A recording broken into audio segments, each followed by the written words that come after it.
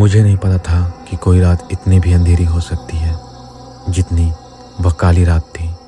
जंगल के सन्नाटे के बीच वह घर अकेले ही अपनी सांसें थामे खड़ा था, जहां पिछले 1 महीने से ही बहुत ही अजीबोगरीब घटनाएं घट रही थी।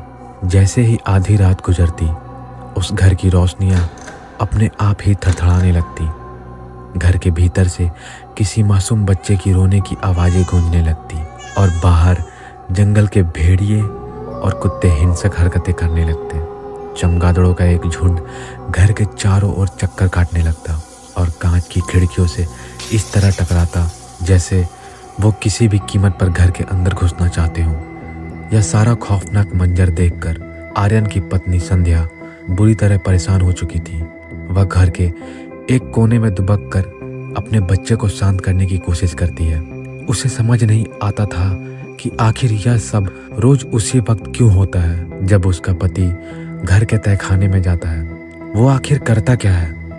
वहां से लौटने के बाद वह पूरा दिन सोता रहता है और फिर रात होते ही 2 काली मुर्गियों के साथ वापस उसी अंधेरे कमरे में चला जाता है। आर्यन को तो यह तक देखने की फुर्सत नहीं थी कि उसका अपना बच्चा ही पिछले 1 हफ्ते से बुखार से तड़प रहा है। एक रात हिम्मत जुटाकर संध्या ने ठान लिया कि वह सच जानकर ही रहेगी। उसने अपने बच्चे को बेड पर सुलाया और दबे पांव तहखाने के उस कमरे तक जा पहुंची। जैसे ही उसने दरवाजा खोलने के लिए अपना हाथ आगे बढ़ाया ही था कि अंदर से आर्यन की कड़कड़ाती आवाज आई, अभी के अभी वापस लौट जाओ संध्या। उसकी आवाज में ऐसा खौफ था कि संध्या सहम गई और उसने अपने कदम पीछे खींच लिए। आर्यन अंदर से चीखा, दोबारा नीचे मत आना। संध्या ऊपर आई और बुखार से तपते अपने बच्चे को सीने से लगाकर फूट फूट कर रोने लगी। उसे दुख था कि जिस पति के लिए उसने सबसे लड़कर शादी की, आज वह अपने परिवार को ही भूल चुका है। उधर तहखाने में मंजर कुछ और ही था। आर्यन फर्श पर बने एक तांत्रिक घेरे के बीच आसन लगाए बैठा था। उसके सामने 2 लहूलुहान काली मुर्गियों के शव पड़े थे। थाल में सिंदूर और जलती हुई अष्टज्योति के बीच वो ऐसी मंत्र साधना में लगा था जिसकी भनक संध्या को भी नहीं थी। दरअसल आर्यन कर्जदारों से बचने के लिए इस जंगल में छिपा था जो उसकी जान के दुश्मन बन चुके थे। कर्ज में डूबा आर्यन एक रात शमशान पहुंचता है, जहां उसने अघोरी नंदा को अधजली लाशों के बीच साधना करते देखा। आर्यन ने अघोरी से मदद मांगी। अघोरी ने उसे यक्षिणी की साधना के बारे में बताया, लेकिन चेतावनी दी, मूर्ख, यक्षिणी मिलती नहीं, उसे साधना पड़ता है। तेरे पास अभी खोने के लिए बहुत कुछ है, तेरी पत्नी, तेरा बच्चा, सब कुछ। अघोरी ने साफ कहा था कि साधना 30 से 40 दिनों की होगी और इस साधना के दौरान परिवार का कोई भी सदस्य उस साधना में बाधा ना डाले। और सबसे बड़ी चेतावनी यह थी कि यक्षिणी को कभी भी अपनी पत्नी या प्रेमिका के रूप में सिद्ध मत करना, वरना तेरी बसी बसाई गृहस्थी नर्क बन जाएगी।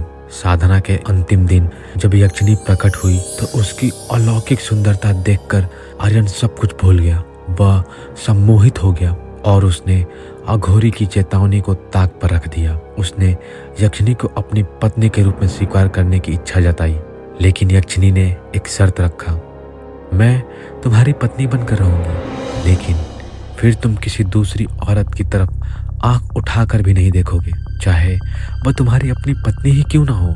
आर्यन यक्षिणी की बात मान लेता है और उसे अपनी पत्नी के रूप में स्वीकार कर लेता है। अगली सुबह जब आर्यन ऊपर आया तो देखा संध्या बेहाल बैठी थी। संध्या ने आर्यन को बताया कि उनके शेयर्स के दाम बढ़ गए और वे फिर से अमीर हो गए हैं, लेकिन एक भारी कीमत चुकानी पड़ी। उसका बच्चा अब इस दुनिया में नहीं रहा। समीर के होश उड़ गए, लेकिन यक्षिणी के प्रभाव में वह पत्थर बन चुका था।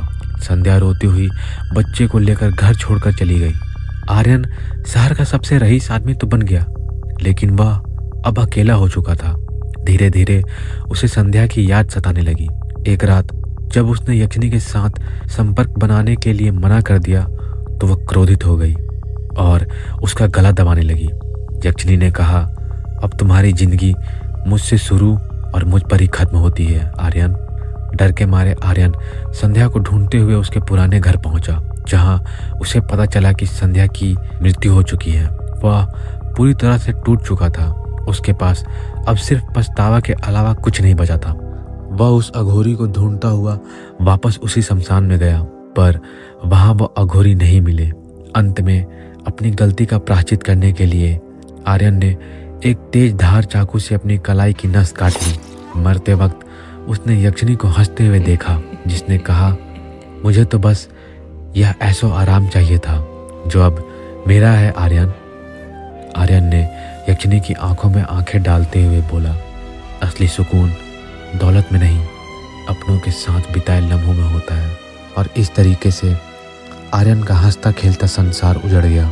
इस कहानी से हमें यह सीख मिलती है कि लालच और गलत रास्तों से हासिल किया गया सफलता कभी सुख नहीं देता, कभी नहीं। तो आज के इस वीडियो में बस इतना ही।